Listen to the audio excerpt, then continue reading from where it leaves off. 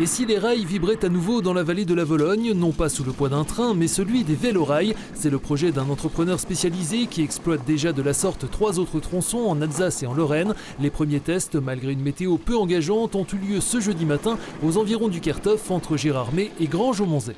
On a une infrastructure, donc une voie ferrée qui a été entretenue correctement pour 2 voyageurs jusqu'en 88. C'est-à-dire que le plancher, les traverses sont en très bon état. Donc la voie ferrée est saine. Il y a quelques travaux de réaménagement des passages à niveau à faire. On ne passe sur aucun axe majeur. En gros, tout est venu pour faire assez facilement un vélorail sympa et qui pourrait facilement attirer à terme à 20 000 voyageurs par an. Cela sur une période d'ouverture comprise entre les vacances de printemps et celle de la Toussaint, avec 2 à 3 emplois saisonniers à la clé. Le projet est soutenu par 3 associations giromoises et le collectif de citoyens de Granges-au-Monzet.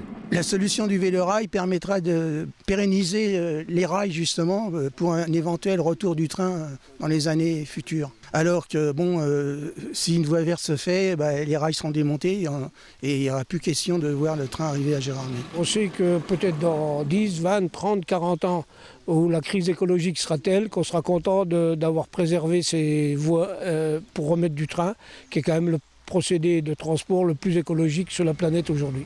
Un projet compatible pour ces associatifs avec celui de liaison douce entre Gérardmer et Bruyères, dont les études de faisabilité et de prix sont en cours. Quant au coût de ce vélorail qui serait installé sur une portion de 6 à 7 km entre la sortie de Gérardmer et le lieu-dit Les Yvelines.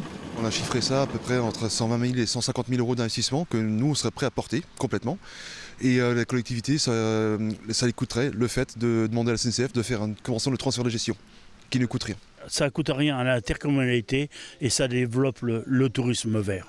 Ça, c'est ça qui est bien. On peut faire les deux.